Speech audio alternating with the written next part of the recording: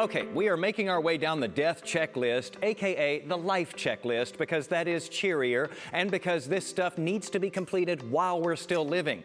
We're finally getting to wills next time, because those always get put off. And really because even if we have a will, and certainly if we don't, we need to pay attention to naming beneficiaries on our accounts. We talked about this last summer, and hopefully you got it done, but if you didn't, and even if you did, there is more to discuss here.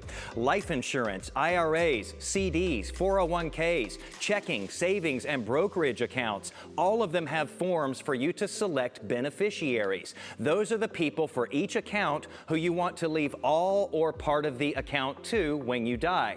Now, usually you can choose one or multiple primary beneficiaries and the percentage each one would get.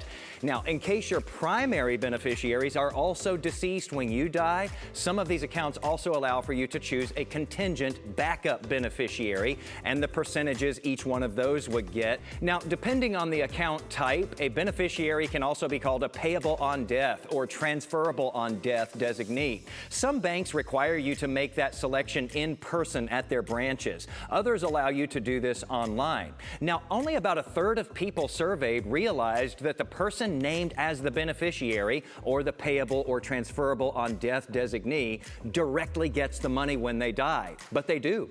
Generally, they just present their ID and your death certificate and the account becomes theirs right away. It doesn't take months or even years because it bypasses the lengthy process of probate, which is when a court oversees the distribution of your assets. So a caution here, this is powerful stuff. Even if you have a will and it says you want to leave such and such account to so-and-so, but you name what's-his-face as the beneficiary on that actual account, the beneficiary designation usually prevails over the will. So what's-his-face would get it. Make sure that the names are spelled exactly right and make sure this is who you really want to leave the money to, because maybe you listed your husband as the beneficiary, who then became your ex-husband, and you don't want your ex to get your assets. So update these. Maybe make that the day before your birthday chore every year so you remember it.